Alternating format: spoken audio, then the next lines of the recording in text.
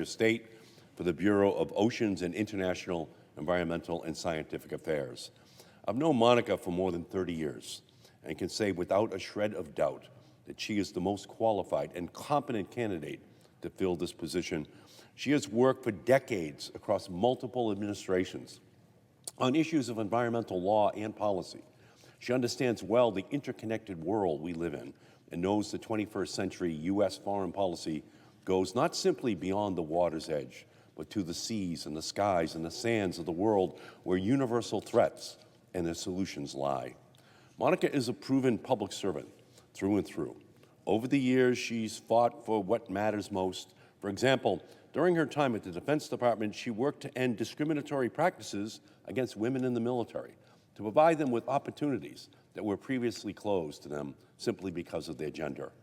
After her time at DOD, she continued the track record of fighting for what's most important by calling out the connection between illegal wildlife trafficking and organized criminal networks confronting illegal fishing that is too often tied to global piracy and human rights violations.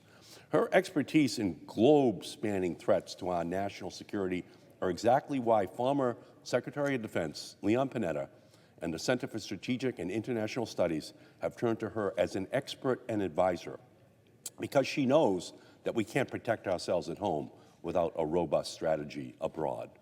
Throughout her career, she has proven to be a pragmatic and solutions-focused public servant by working across the aisle and with stakeholders from different states and industries in the United States to find ways to protect our oceans and our ocean economy. After the Deepwater Horizon oil spill, Monica collaborated with 5 Republican governors of affected states to get $1 billion in restoration funds from oil company BP so that states could quickly start rebounding from the disaster. Her work at NOAA was praised by groups like the Seafood Harvesters of America, who support her experience and legacy of protecting our oceans and the workers and communities that depend upon them. Louis Pasteur once said, "Science knows no country because knowledge belongs to humanity and is the torch which illuminates the world. Science is the highest personification of the nation because that nation will remain the first, which carries the furthest the works of thought and intelligence." Monica Medina has dedicated her career to promoting America's excellence in these 2 realms, the tools of science and the values of humanity, because it is there where America's promise to the world can be found.